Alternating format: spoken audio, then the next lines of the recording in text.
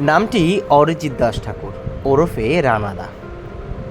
যাদবপুর বিধানসভা কেন্দ্রের অন্তর্গত 106 নম্বর ওয়ার্ডের উদ্যোগী পৌরপিতা।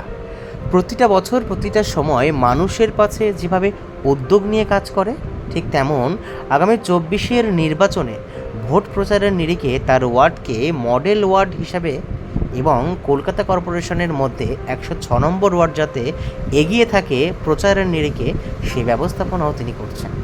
সেই মতন যাদবপুর লোকসভা কেন্দ্রের প্রার্থী সায়নী ঘোষের জনসংযোগ প্রচার ছিল 106 নম্বর ওয়ার্ডে। এদিনের প্রচারে উপস্থিত ছিলেন যাদবপুর বিধানসভা কেন্দ্রের বিধায়ক দেবব্রত মজুমদার এবং পৌরপিতা অরিজিৎ দাস ঠাকুর।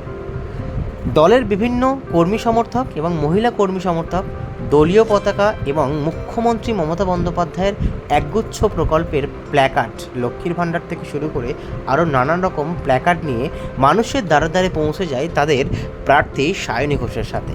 এবং তাদের একটাই বার্তা ছিল, আগামী 24-এর নির্বাচনে যেন তারা যাদবপুরের ঘরের মেয়ে সায়নী ঘোষকেই নির্বাচিত করে।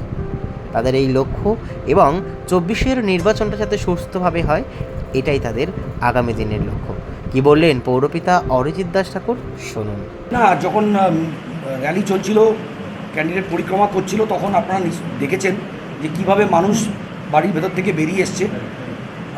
এটা কোনো ভাড়া করা ভিড় নয়, এটা মানুষের একটা স্বভাবসিদ্ধ সমর্থন। এবং আমরা এই ওয়ার্ডটা আমাদের জাতীয়তাবাদী ওয়ার্ড। এই ওয়ার্ডে থেকে আমরা বিগত সব নির্বাচনেই প্রায় লিড পেয়েছি এবং আশা করছি এই ওয়ার্ড থেকে খুব ভালো ব্যবধানেই সায়নী এখান থেকে নির্বাচিত হবে।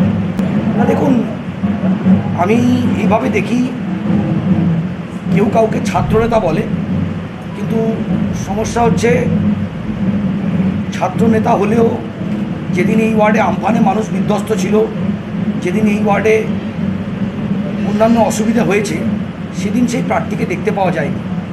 আর সায়নী ঘোষ সম্বন্ধে বলতে পারি, সায়নী ঘোষকে বলা হয় উনি অভিনেত্রী, কিন্তু আমার মনে হয় উনি যদি 5টা সিনেমা করে থাকেন, 500 জনসভা করেছেন। এবং উনি রাজ্যের যুব সভানেত্রী, উনি সারা রাজ্যেই ঘুরে বেরিয়েছেন এবং ওনার একটা স্বভাবসিদ্ধ মানুষকে কাছে টানার একটা ওনার একটা পাওয়ার আছে। এবং আমি আশা করি যে এখানে সিপিএম কেন, বিজেপি তো ছেড়েই দিন, সিপিএমও দোপে টিকতে পারবে না, সায়নী বিরাট ব্যবধানে জিতবে।